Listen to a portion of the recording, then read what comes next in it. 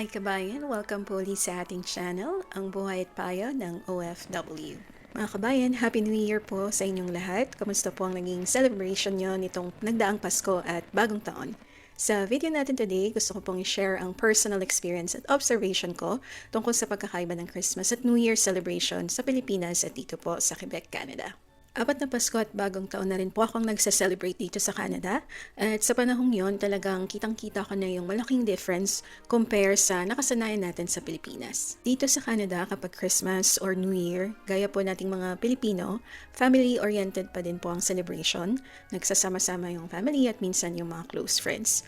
Marami rin pong mga Filipino dito na nag-organize ng Christmas parties kasama ang Filipino community. Kaya kahit paano, ramdam pa rin natin yung Pinoy spirit kahit nandito tayo sa abroad. Pagdating naman sa pagkain, malaking difference talaga. Dito, usually merong appetizer, main dish, and dessert na good for the night of celebration. At bihira yung sobrang daming pagkain. Minsan may pasyaro ng konti pero hindi ganun kadami kagaya sa atin na umaabot ng ilang araw yung leftovers kagaya ng leche flan, fruit salad, mango float, spaghetti na nasa fridge natin ng ilang araw. And sa Canada, mahilig din sila sa wine at iba't ibang liquors tuwing may celebration. Karamihan sa kabahayan dito sa Canada, wala silang karaoke. Hindi kagaya natin sa Pilipinas na halos lahat ng bahay may sariling karaoke. And every celebration ng Pasko, birthday, or fiesta, parang automatic na may video, okay? Pero kami dito ng asawa ko sa bahay namin, hindi ako pumayag na wala kaming sariling karaoke. So meron kaming karaoke, so every time na may celebration, hindi mawawala yung video, okay? And isa pa napansin ko na walang caroling dito sa Canada, sa bahay-bahay. Tinanong ko ngayon, asawa ko kung allowed mangaroling, pero hindi talaga naging tradition sa kanila. So walang nangangaroling. Walang maririnig na mga bata or group na kakanta sa labas tuwing gabi hanggang bisperas na talagang nakakadagdag ng Christmas vibe sa atin sa Pilipinas. By the way mga kabayan, quick share lang po para sa ating mga Pinoy at OFWs na gusto pa ring dalhin ng Pinoy vibes kahit nasa abroad. Meron po tayong online t-shirt store. Marami po tayong designs available. Check niyo lang po ang description below kung gusto niyo pong mag-order. Ito po ay ang printquest.redbubble.com. Balik na po tayo sa ating video. Sa gifts naman, mas focus sila sa mga bata. Usually, optional lang ang gifts for adults, unlike sa Philippines na halos lahat may pamasko or exchange gift. Pero nitong nakaraang Christmas, niregaluhan kami ng asawa ko ng parents niya ng cash. So, very happy ang bulsa natin. Nung nakaraang New Year naman, ito naman yung mga kaibahan. Wala silang masyadong pamahiin or wala at all.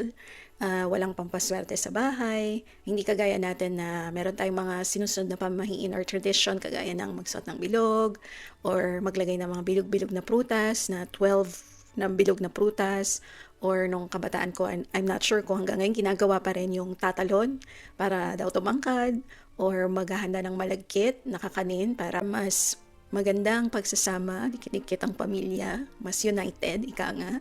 And dito rin, walang fireworks during New Year. Minsan merong community fireworks, pero dito sa area namin wala siya.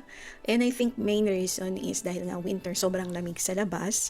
May mga pangilan-ilan akong mga kababayan natin na nakikita sa mga post nila na nagsisindi sila ng luces.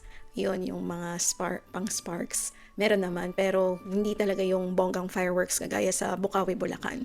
Taga Bulacan ako, so namimiss ko yung ganong pa-effect natin sa New Year. Pero sa totoo lang po, ang pinaka-challenging talaga sa Pasko at Bagong Taon ay yung namimiss natin yung family natin sa Philippines.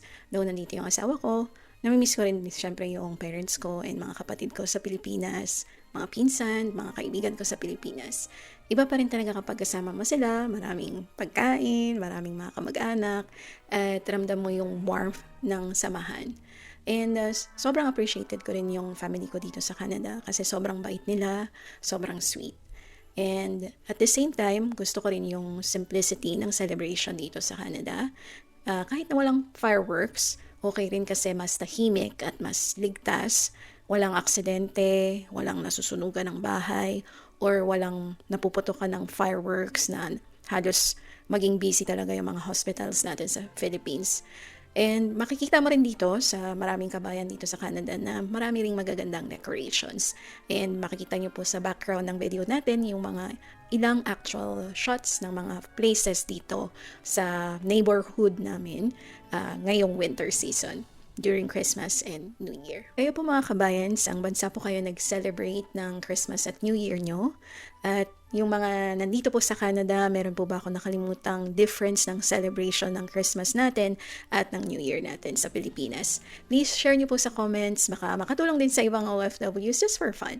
At para naman po sa mga kababayan natin sa Pilipinas, kamusta po ang naging celebration nyo nitong nagdaang Pasko at Bagong Taon? Please comment po below. Kahit saan man po tayo nag-celebrate ng Pasko at Bagong Taon, ang pinaka-wish ko po ay blessings at happiness para sa ating lahat ngayong 2026. Gusto ko rin pong taus-pusong magpasalamat sa patuloy niyong pagsuporta sa ating channel, ang Buhay at Payo ng OFW. Mga kababayan, 1 year na po ang channel natin and makikisuyo at makikiusap po ako ng buong puso na kung mayroon po kayong kakilala na OFW or nasa abroad or may planong mag-abroad, please share ang channel natin para mas marami pa tayong matulungan at maging bahagi ng ating community. Muli po, maraming salamat, belated Merry Christmas at Happy New Year mga kababayan. Nasa ang mang bahagi po kayo ng mundo. Mabuhay po tayong lahat.